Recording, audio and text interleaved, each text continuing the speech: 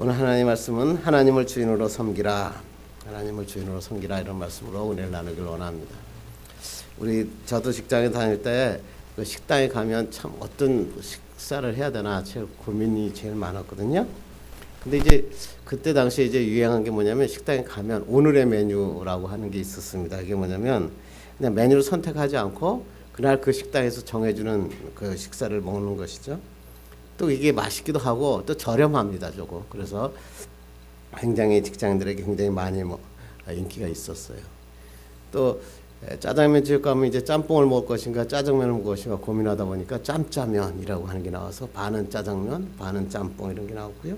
요새는 거기에 볶음밥을 더 해가지고 복짬짜면이, 그래서 볶음밥에다 짜장면에 짬뽕까지 섞어가지고 나오는 게 더 많이 나오고요. 또 된장찌개하고 김치찌개를 가서 뭘 먹을 건가 고민하니까 된치찌개라고 하는 게 나와서 된장찌개 또 김치찌개가 먹을 수 있고, 또 심지어는 뭐냐면 메뉴 중에 아무거나라고 하는 메뉴가 있어서 아무거나 먹을 수 있도록 되어 있다. 그런데 이제 이게 문제냐면 이것이 이제 점점 온라인으로 바뀌면서 온라인에서 이제 사람들이 매일 배달을 시켜야 되는데 야 무슨 걸 먹어야 되나 그랬더니 배달 어플 샤달이라고 하는 데서 아무거나라고 하는 메뉴가 있어서요. 아무거나라고 하는 것을 딱 선택을 해서 메뉴를 시키면 아무 식당에서나 아무 저기거나 선택을 해가지고 거기서 배달을 해주는 그런 건데, 이 서울대학교에 있는 어플인데 굉장히 많은 인기를 끌고 있다, 그렇게 얘기합니다. 여러분 또 이런 어플 아십니까? 폴릭이라고 하는 어플인데, 이 폴릭은 뭐냐면 가방이나 옷을 살 때 이게 내가 맞는지 잘 모르니까 그 자리에서 옷을 입고 사진을 찍어서 이렇게 위에다 딱 올리면 이 옷이 마음에 듭니까? 이 옷이 마음에 듭니까? 그럼 사람들이 거기다 이 옷이 좋습니다, 저 옷이 좋습니다. 그래서 가방을 살 때든 옷을 살 때 가서 올리게 되면 사람들이 그것을 결정을 도와주는. 근데 이 폴릭이라고 하는 게 엄청나게 많은 그 어플이 깔려서 이거 한 번만 올리면 한 수백 건 이상의 거기에 의견이 달린다, 그렇게 이야기를 하는 거죠. 왜 이렇게 아무거나라는 메뉴나 폴릭이나 이런 어플리케이션 이런 어플들이 유행이 될까? 세상이 복잡해지다 보니까 옛날엔 먹을 게 딱 하나만 있었는데 이제 먹을 때도 많고 먹을 종류도 많고 결정이 점점 어려워지는 겁니다. 그러니까 자기의 고민을 어떻게 하면 공개해가지고 남들의 도움을 받아서 결정을 도와주려고 합니다. 점점 이러다 보니까 지금 현재 세대에는 뭐냐면 결정에 대한 자기에 대한 자신이 없어지기 시작해요. 그래서 이제 새로운 단어가 나온 게 뭐냐면 결정장애라고 하는 신조어가 생겼다 그럽니다. 이 결정장애는 선택장애라 그렇게 하기도 하는데요. 선택할 것이다, 결정할 때 갈림길에 섰을 때 한쪽을 고르지 못하는 겁니다. 그래서 이게 여러분 햄릿의 죽느냐 사느냐 이것이 문제로다 이렇게 말하는 것처럼 이것을 갖다가 햄릿 증후군이라 이렇게 얘기합니다. 그래서 이 햄릿 증후군이 막 쌓이게 되면은 어떤 문제를 결정해야 될 때 막 중압감이 옵니다. 야, 그래서 이것을 내가 결정하지 않고 남에게 맡깁니다. 그래서 아까 같이 어플 사이트에다 올려가지고 의견을 묻기도 하고, 또 연애도 요새는 썸을 탄다라고 얘기를 먼저 하죠. 뭐냐면 이 사람하고 둘이 연애를 시작하기 전에 썸을 서로의 마음은 알았는데 아직 관계는 정립이 안 된 상태죠. 그래서 썸을 타다가 사람들에게 물어봅니다. 이렇게나 아직 근데 이 사람이 정말 나 좋아하고 있나? 이 연애 들어가도 될까요? 아니면 여기서 멈출까요? 그래서 사람들에게 물어봐서 그래 연애해라 그러면 연애하고 그런 생각이 됐죠. 이 현대사회가 이렇게 내가 결정하는 것보다 남의 의견을 굉장히 고민하던 그런 시대가 되었다라고 하는 것입니다. 이것이 남의 의견을 듣는 의견 청취라고 하는 아주 좋은 의미도 있겠지만, 반대로 뭐냐면 모든 선택과 의사결정을 다른 사람에게 의존해버리고 마는 그러한 사태가 되고 말았다라고. 이런 사람의 특징은 뭐냐면 항상 남이 나 어떻게 생각할까? 그래서 남을 의식하게 되고 그 다음에 스스로 결정하지 못하니까 이것이 안 될 때는 뭐냐면 이건 내가 한 게 아니라 남이 한 거야. 그래서 남에게 탓을 돌리고 맙니다. 그러다가 보니까 이런 사람들의 특징이 뭐냐면 무력감이 찾아온답니다. 그리고 거기에 우울증이 엄습해져서, 그래서 제일 많이 요새 정신병으로 나타나는 게 뭐냐면 공황장애라고 하는 게 나타납니다. 그래서 공황장애는 뭐냐면 항상 내가 남에게 어떻게 보일까?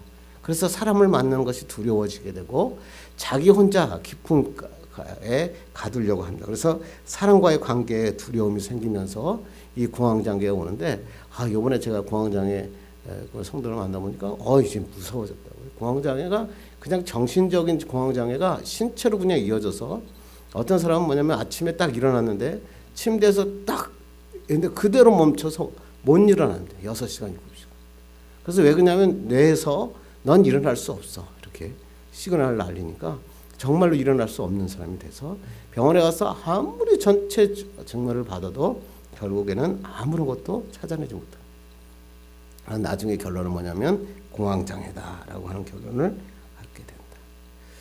자, 여러분, 이런 공황장애나 이런 남에게 의사결정을 지원하는 것을, 남의 의견을 청취하는 것도 좋죠. 그렇지만 이제 중요한 건 뭐냐면 결정은 내가 내려야 되는 거예요.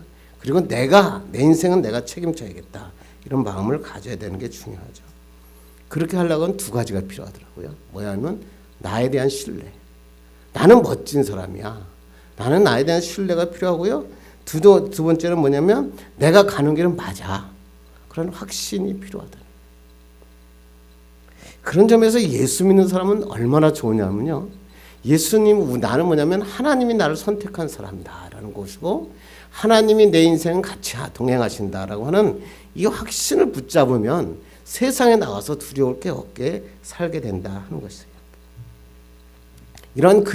그렇다면 이런 그리스도인이 해야 할 일이 하나 있더라고요. 하나님이 나를 사랑하셨고 하나님이 나와 함께 하심을 믿는 사람이 하나만 하면 인생에 성공하더라고요. 그게 뭐냐면 하나님을 나의 주인으로 섬기는 거예요. 하나님을 나의 주인으로 섬기고 살 때 사람들에게 뭐냐면 세상을 주인으로 섬기고 세상 사람이 나를 어떻게 생각하느냐 의식하고 살면 두려움과 우울증이 막 들려오지만, 하나님을 믿고 달아가면 하나님이 기뻐하시는 게 뭘까? 하나님은 나에게 모든 능력을 주실 것이다라는 참된 기쁨과 평안을 가지고 살 수 있다라고 하는 것입니다. 왜냐하면 우리는 하나님의 사람이고 하나님의 능력으로 살기 때문에 그렇습니다. 오늘 본문에 예수 그리스도께서 하신 말씀이 뭐냐면 너의 보물을 땅에 쌓지 말고 하늘에 쌓으라. 그리하면 이 모든 것을 너에게 더하시리라. 이게 산상수훈의 마지막 결론이거든요. 엄청난 산상수훈 여러분 알잖아요. 팔복을 가난한 자는 복이 있나니 쭉 설명하시다가 마지막 산상수훈의 마지막 지금 결론에 도달해서 하나님께서 말씀하시는 것은 뭐냐면 오직 하나님을 주인으로 섬겨라라고 산상수훈을 마무리하고 계시는 것입니다.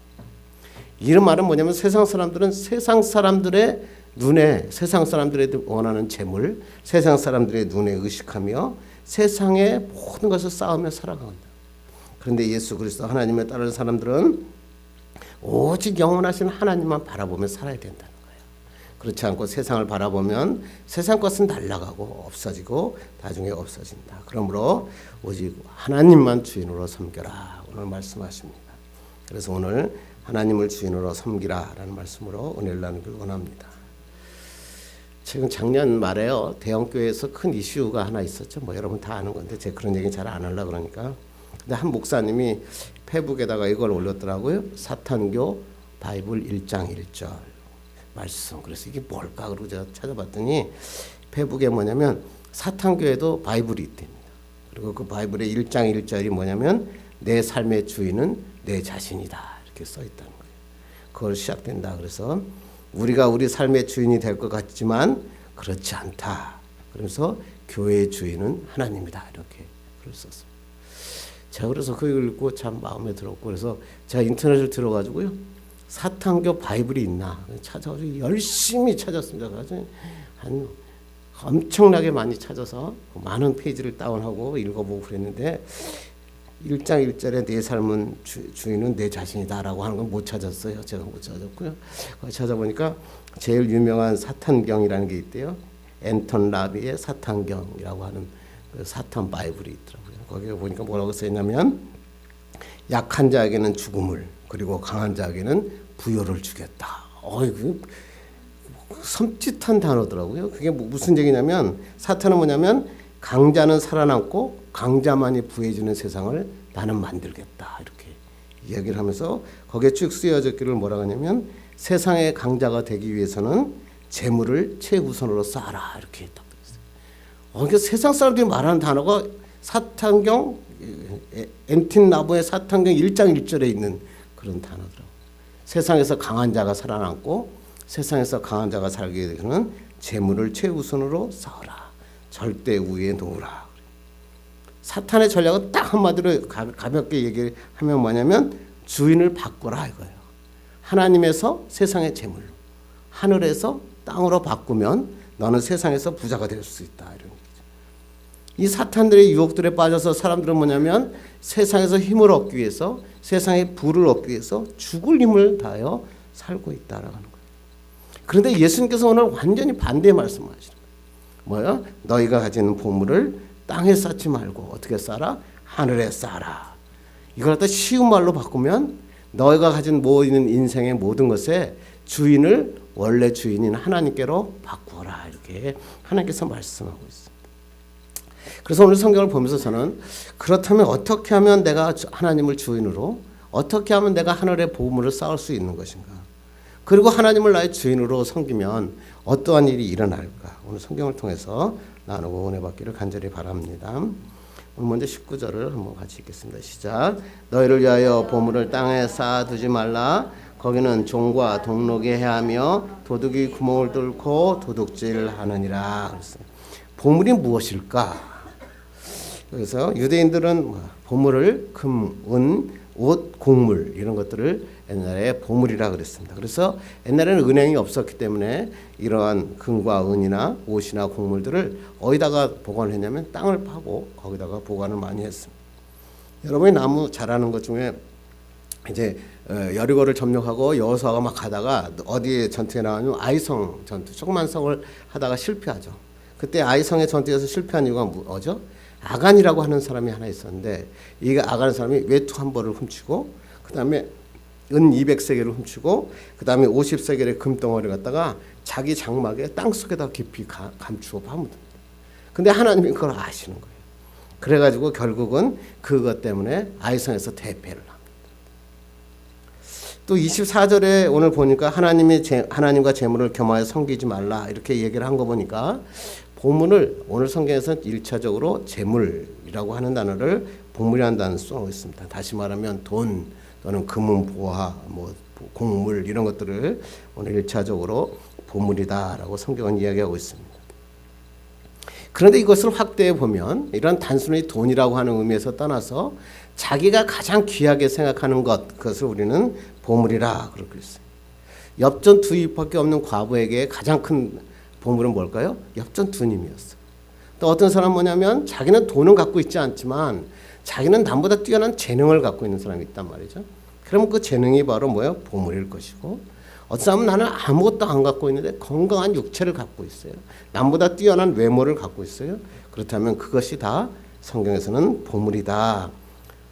그것마저 없는 사람은 착한 마음, 하나님이 주시는 이 마음, 이것도 성경에서는 보물이다라고 이야기하고 있다고 하는 것입니다. 그래서 하나님께서 이 보물을 뭐야? 땅에 쌓지 말라. 왜요? 영원하지 않다는 얘기죠. 옛날 사람들 전부 다 이 보물을 땅속에 묻었죠. 여러분 한 달란트 비유에서 한 달란트 때 그 주인이 맡기고 가니까 그것을 어디다가 숨기냐면 땅속 깊은 데 숨었다가 그 다시 주인이 오니까 다시 꺼내잖아요. 이렇게 숨겼어요. 그런데 이 땅에 묻으면 안전할 줄 알았더니 뭐야? 오늘 성경에 보니까 좀과 동록이 오고 도둑이 훔쳐간다라고.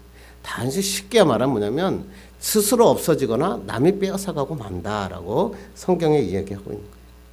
돈 많은 사람들, 여러분 그런 일이 없겠지만 돈 많은 사람들 보니까 특별 금고를 집에다가 만들거나 은행에 특별 금고를 만들어서 거기다 보관만 하는 사람들도 있더라고요. 어떤 사람은요, 아예 돈이 자꾸만 떨어지니까 뭐냐면 금괴로 바꿔가지고 저 한 번도 못 본 것 같은데 금괴를 이렇게 뭐 바꿔서 금괴를 차곡차곡 쌓아놔서 금괴를 갖고 있는 사람도 있고. 그렇죠. 최근에 가장 문제가 되는 게 뭐죠? 비트코인. 참 가상화폐, 전자화폐라는 거 있잖아요. 이게 와서 참 이게 20대부터 그냥 엄청난 지금 현상을 나타나고 있어요. 우리가 잘 몰라서 그러는데 이 비트코인이 돈이 될 거라고 생각을 많이 해서 많은 사람들의 권유에 의해서 이게 어떤 이게 다단계식으로 아름아름해서 서로 연계해서 가는 거거든요. 그래서 엄청나게 많은 뭐 이익을 본 사람이 있다라고 듣고 돈을 투자했다가 엄청난 손해를 많이 보고 있죠. 이 무슨 얘기냐면 돈은 사용하기 위해서 쓰여진 거거든요. 그런데 사람들이 이 돈을 투자의 목적으로 쓰이거나 나의 힘을 위해서 쌓아두기 시작하면서 이 돈이 문제가 되기 시작합니다. 그래서 예수님은 누가복음에 어리석은 부자 얘기를 하면서 야 네가 아무리 쌀을 많이 쌓아도 하나님이 오늘 밤 너 데려가시면 아무것도 쓸모없다 이렇게 얘기하는 거죠. 그래요. 저는 이렇게 생각해요. 세상에 돈 버는 것도 하나님의 축복입니다. 그런데 그것을 누리는 게 하나님의 더 큰 축복이에요. 그래서 우리는 돈도 버는 것도 하나님의 축복이고 그 돈을 마음껏 누리며 하나님의 일하며 사는 것 그런 인생을 살아야 된다 이런. 탈무드에 가면 이제 새 친구에 대한 이야기 있어요. 어떤 왕에게 새 친구가 있다 그러죠. 한 친구는 뭐냐면 매일 만나는 절친한 친구예요. 얘 없이는 못 사는 친구가 하나 있었다 그래요. 또 하나는 뭐냐면 만날 수도 있고 안 만날 수도 하는 두 번째 친구가 있었고요. 세 번째는 뭐냐면 가끔 만나는 친구가 있었어요. 근데 왕이 죽었어요. 왕이 딱 죽고 나니까 가장 매일 만났던 친구가 뭐냐면 나타나지도 않는 거예요. 죽었는데 자기가. 아니 어떻게 이럴 수가 있는가. 그렇죠. 두 번째 친구는 보니까 이 친구는 가끔 만나는 친구다 보니까 어디 나오냐면 대궐 문까지만 나와서 자기가 장래가 떠나니까 끝나더라. 그래서 세 번째 친구를 보니까 이 친구는 어쩌다가 그냥 만나는 친구인데 이 친구는 뭐냐면 끝까지 자기하고 동행하더라 이런 얘기. 첫째 친구가 누군지 아세요? 돈입니다. 돈. 자기가 처음에 이 돈 때문에 살고 돈으로 살았는데 자기가 딱 죽으니까 돈은 자기하고 상관없이 사요나라 그러고 손들고 나가더라 이거죠. 두 번째 제가 1년에 한 번 만날 수도 있고 안 만나는 친구가 뭐냐면 친척이래요. 친척. 그리고 친척과 친지들은 자기가 죽고 나니까 뭐냐면 장례식장에 장지까지만 와서 거기서 한번 눈물을 흘리고 딱 떠나니까 아주 남이 되더라 이런 얘기죠. 마지막 세 번째 친구가 누구냐면 선행, 착한 일이래요. 이 착한 일은 자기가 착한 일을 했더니 그것이 가끔 했다는 거죠. 그런데 이게 끝까지 가서 하나님 앞에까지 가서 자기의 착한 일을 고백해 주더라. 그렇게 하면서 이제 탈무드에서 너는 인생에 살 때 세 번째 친구를 많이 사귀어야 된다 이렇게 얘기를 하는 거죠. 돈이나 재물이 영원할 것 같지만 영원하지 않다는 거죠. 서양 속담에 이런 말이 있어요. 수의에는 호주머니가 없다. 여러분 아시죠? 수의를 보면 호주머니가 없습니다. 왜? 돈을 넣을 수가 없기 때문에 그렇죠. 죽음 앞에서 우리가 가질 수 있는 것은 아무것도 없다. 결국 돈이나 재물은 내가 쌓으려고 쌓아지는 것이 아니고 결국은 없어지게 되거나 그렇지 않으면 아예 남이 와서 빼앗아가는 그런 현상을 우리가 보게 될 수 있다는 것입니다. 그래서 하나님께서 우리에게 말씀하시기를 20절 읽겠습니다. 시작. 오직 너희를 위하여 보물을 하늘에 쌓아두라. 거기는 좀이나 동록이 해하지 못하고 도둑이 구멍을 뚫지도 못하고 도둑질도 못하느니라. 그래요. 너희를 위하여 보물을 하늘에 쌓아두라. 성경을 잘 보셔야 돼요. 아니 하나님이 보석이 필요하시겠어요? 재물이 필요하시겠어요? 돈이 필요하시겠어요? 이 성경을 또 잘못 읽어가지고 헌금 많이 해라 이런 성경으로 그렇게도 읽으시도 안 되고요.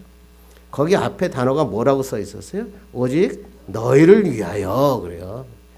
하나님이 돈이 필요하다 이런 얘기가 아니고 너희를 위하여 하늘에 보물을 쌓아라 이런 얘기죠.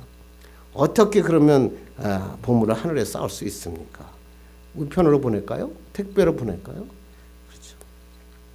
어떻게 하면 하늘에 보화를 쌓는가 유명한 얘기 제가 여러분 했던 얘기 중에 하나가 있어요. 하나가 뭐냐면 어떤 친구 둘이 있었는데 당신은 어떻게 하나님 앞에 보물을 쌓습니까? 그랬더니 이렇게 얘기하죠. 나는 하나님의 예물을 드릴 때 땅에다 동그라미를 그려. 왜요? 그랬더니 동그라미를 그린 다음에 내가 가진 돈을 하나님 앞에 던지는데 딱 던져가지고 동그라미에 들어오면 하나님께 드리고 바깥으로 떨어지면 자기가 쓴다. 근데 자꾸만 높이 던지는 거예요. 왜? 가운데 안 떨어지기 위해서. 그랬더니 두 번째 사람이 그래? 나는 좀 다른 방법을 쓰면 돼. 그래, 나는 무슨 방법을 쓰냐? 그랬더니 나는 동전을 하늘에다가 던져. 그래가지고 하늘에 올라가 붙으면 하나님 거고 떨어지면 내가 써. 그래가지고 자기가 썼다 그러죠. 뭐예요? 하나님의 재물을 드리긴 드려야겠는데 내가 쓰고 싶은 게 더 많은 인간의 욕심에 대한 얘기죠. 그렇습니다. 그렇다면 여러분 보물을 하늘에 쌓는다는 게 뭘까요? 오늘 성경에서 말하고 있는 것은 뭐냐면 하나님을 위하여 하나님이 원하는 곳에 하나님의 일을 위하여 사용해라. 이렇게 하나님께서 말씀하시는 거예요. 여러분의 돈이나 여러분의 물질, 여러분의 재능, 여러분의 육체, 여러분의 마음 누구를 위해서 사용하라고요? 주님을 위해서 사용하라.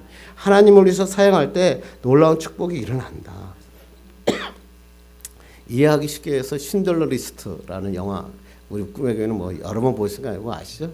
신들러라고 하는 사람이 있었죠. 그 독일군이 2차 세계대전 때 폴란드에서 유대인들을 잡아다가 가스실에다가 넣어서 막 대량으로 학살하죠. 신들러는 뭐냐면 좋은 사람은 아니었죠. 근데 유대인이 경영하는 그릇 공장을 인수합니다. 그래가지고 공장을 인수해서 거기서 무상으로 유대인들을 고용합니다. 그러다가 그 유대인들을 보면서 갑자기 자기의 양심이 막 찔림을 받게 되죠. 그래서 자기가 가진 돈을 들여서 유대인들을 사기 시작합니다. 그들의 목숨을 사는데 그 사람이 그 자기가 유대인들을 살려고 하는 리스트를 적었는데 그 리스트가 뭐냐면 신들러 리스트라는 리스트죠. 그 사람이 자기의 재산으로 그 사람이 살려낸 실제 실화니까 실제 사람이 1100명이라고 하는 유대인을 살려내죠. 여기 정면에 제일 멋있는 장면은 뭐냐면 맨 마지막 장면이잖아요. 맨 마지막에 1100명이 모여요. 그래가지고 이 신들러가 자기 이제 고국으로 돌아가는 그 마지막 장면에 그 회계사가 그에게 감사하다는 표시를 딱 하니까 그 신들러가 이렇게 이야기죠. 자기 배지가 하나 금 배지가 달려 있었거든요. 그 배지를 가리키면서 뭐야? 이것을 팔았다면 한 사람이라도 더 구했을 텐데 이렇게 하고 마무리를 해요. 멋있어요. 근데 그 마지막에 그 이야기가 끝나면서 갑자기 싹 화면이 바뀌면서 뭐라 하냐면 신들러 리스트의 묘지가 나오죠. 그 묘지에 뭐라고 하냐면 한 생명을 구하는 것이 온 세상을 구하는 것이다 라고 이렇게 묘비했어요. 이게 뭐냐면 하나님의 일을 위해서 쓰는 거예요. 이게 뭐예요? 하늘에 쌓는 것이. 내가 가진 재물, 내가 가진 재능, 내가 가진 그런 육체, 이 모든 것이 하나님의 영광을 위해서 쓰임일 때 이것을 우리는 하늘에 쌓는 것이다 이래요. 그래서 오늘 본문 위에 보면 너는 오른손이 하는 일을 왼손이 모르게 해라 이렇게 하면서 뭘 하라 그래요? 구제해라 이렇게 얘기를 하거든요. 뭐냐면 예수님께서 하신 말씀 뭐냐면 사람들이 말로만 신앙 외치고 그냥 뭐 기도 그렇게 외치지 말고 실제로 너가 가지고 있는 것을 통해서 불쌍하고 가난한 사람들에게 구제해라. 도와줘라. 하나님을 위해서 사용하라. 하나님을 위해서 사용할 때 하나님의 축복과 기적이 일어난다. 이렇게 하나님이 우리에게 말씀하고 있다고 하는 것입니다. 여러분이 얼마나 재물을 갖고 있는지 저는 잘 모르겠고 여러분 재물이 있다면 재물을 들여 하나님의 일을 위해서 사용합시다. 그리고 여러분이 건강하다면 여러분의 육체를 하나님을 위해서 마지막까지 한번 드려보자고요. 여러분이 가진 재능이 있다면 아름다운 오늘같이 뭐 찬양하고 얼마나 아름다운 재능이에요. 찬양을 통해 하나님께 영광을 돌리자고요. 이양하는 거 확실하게 멋있게. 그러면 하나님이 얼마나 기뻐하시겠습니까? 왜 그러면 이렇게 하늘의 보물을 쌓아야 될까요? 우리 한번 21절 읽겠습니다. 시작. 내 보물이 있는 그곳에는 내 마음도 있느니라. 가장 중요한 말씀이죠. 오늘 뭐냐? 내 보물이 있는 그곳에는 내 마음도 있다. 원어에 보면 맨 앞에 for라고 하는 접속사가 붙어 있어요. 뭐냐면 내가 보물을 하늘에 쌓아라. for 왜냐하면 그런 뜻이죠. 내 보물이 있는 곳에 내 마음이 있기 때문이다. 반대로 얘기하면 우리가 보물을 하늘에 쌓으면 우리의 마음이 어디에 가 있게 된다? 하늘에 가 있게 된다라고 하는 거예요. 이 마음이라고 하는 카르디아라고 하는 단어인데 이 카르디아는 심장이라는 뜻입니다. 심장. 근데 이 심장이라는 뜻뿐만 아니라 생명이나 영혼의 중심이라고 하는 뜻이에요. 그래서 성경에서 무려 157회 동안 사용합니다.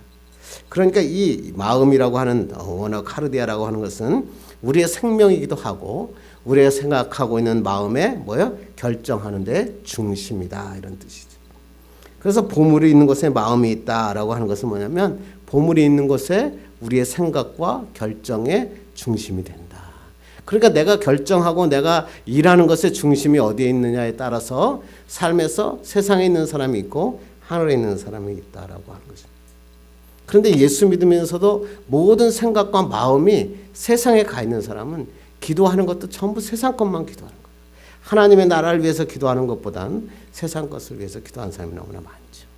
오늘 우리가 생각할 것은 뭐냐면 정말 내가 하나님을 위해서 살고 있는가 생각하고 내 마음이 정말 하나님에 가 있는가 생각해보는 게 중요하다. 어떤 사탄하고 청년 얘기가 유명한 얘기가 있어요. 어떤 사탄이 청년을 찾아왔어요. 사탄이 청년에게 찾아와서 이런 얘기를 합니다. 내가 지금 10개의 이 병에 물이 있는데 9개에는 꿀물이 들어있고 하나에는 독약이 있단다. 그런데 네가 이 중에서 하나를 먹고 네가 살면 내가 너에게 많은 돈을 주겠다. 청년에게 얘기하죠. 그런데 청년이 난 예수 믿는 사람인데 그럴 수 없습니다. 그런데 자꾸만 유혹하니까 아이 그래 그건 뭐 90% 아닙니까? 그래 90%니까 하나 먹고 그리고 돈 많이 먹고 하면 멋지게 살자. 그래가지고 하나를 탁 꺼내가지고 참 물을 먹었는데 그게 꿀물이었습니다. 그러니까 그 사탄이 많은 돈을 줬습니다. 그러니까 너무 좋았을 거 아니에요. 그래서 이 사탄이 이렇게 얘기합니다. 이제 9개 남았는데 다음에 오면 내가 2배로 주겠다. 이렇게. 그래서 이 친구가 가서 이 돈을 받아갖고 세상에 나가서 사니까 꽁돈 아닙니까? 마음 놓고 썼습니다. 근데 어느새 다 금방 다 쓴 거예요. 야, 안 되겠다. 고민하다가 다시 사탄을 찾아가죠. 그래서 그랬더니 사탄이 9개를 꺼내가지고 또 한 병을 마시라고 그래요. 그러니까 또 하나를 탁 고민하며 마셨겠죠. 그랬더니 2배의 돈을 줍니다. 야, 너무 행복했습니다. 2배를 받다니 다음에 오면 4배. 야, 세상에 이제는 돈이 돈같이 안 보이는 겁니다. 세상에 나가니까 내가 쓰고 싶은 대로 막 씁니다. 결국 언제까지요? 2병이 남을 때까지 다 먹고 맙니다. 2병이 남았는데 이 청년이 백발의 노인이 되었고요. 손은 떨렸고 얼굴은 눈은 부르르 떨고 있는 아주 그냥 초라한 노인이 되고 맙니다. 마지막 2병 남았습니다. 그래서 이 마지막 2병을 사탄이 내놓습니다. 그 할아버지가 된 그 할아버지 백발이 된 그 청년이 그 나머지도 자기가 마십니다. 그런데 딱 먹었는데 살았을까 죽었을 거예요. 살았습니다. 그랬더니 그 백발이 된 청년이 뭐라 그래요? 야, 살았구나. 나는 하나님이 쓰시는 사람이구나. 그러면서 살았다고 외쳤습니다. 그랬더니 사탄이 웃으면서 뭐라고 한줄 아십니까? 나머지 남아있는 한 병의 물을 사탄이 꿀꺽꿀꺽 마시면서 이것도 꿀물이었답니다. 처음부터 극약은 한 병도 없었다. 그러나 너는 이미 돈이라는 극약에 중독돼 있단다. 결국 넌 평생을 나의 노예로 살고 말았다. 라고 얘기하는 얘기입니다. 중요하죠? 사탄이 유혹하는 것은 내 눈에 보이는 것이 아니라 내 마음을 빼앗아간 겁니다. 내 마음을 사탄에게 빼앗아가니까 계속 삶 속에서 그 생각만 나고 돈을 위해서 살아가는 부족한 사람이 되고 말다. 여러분에게 가장 중요한 게 뭘까요? 여러분의 마음이 어디 가 있느냐는 거예요. 정말 하나님 앞에 가 있느냐, 아니면 세상의 것을 위해서 하나님 앞에 부르짖고 있느냐 한번 생각해 보자. 하나님께서 말씀하고 있습니다. 여러분의 마음을 하늘로 바꾸고 여러분이 가진 것을 하나님께 드리기로 결정하십시오. 그러면 하나님이 놀라운 축복을 일으켜 주십니다. 그래서 산상수훈의 마지막이 뭐예요? 여러분 너무나 하는 말씀이니까 한번 읽어볼까요? 시작. 그런즉 너희는 먼저 그의 나라와 그의 의를 구하라. 그리하면 이 모든 것을 너희에게 더하시리라. 산상수훈의 결론이에요. 너희는 먼저 그의 나라와 그의 의를 구하라. 예수 믿는 사람은 인생의 우선순위가 중요하다. 결단해라. 하나님의 나라와 의를 구해라. 하나님께서 말씀하고 있어요. 그러면 어떻게 한다고요? 이 모든 것을 너에게 더하시리라.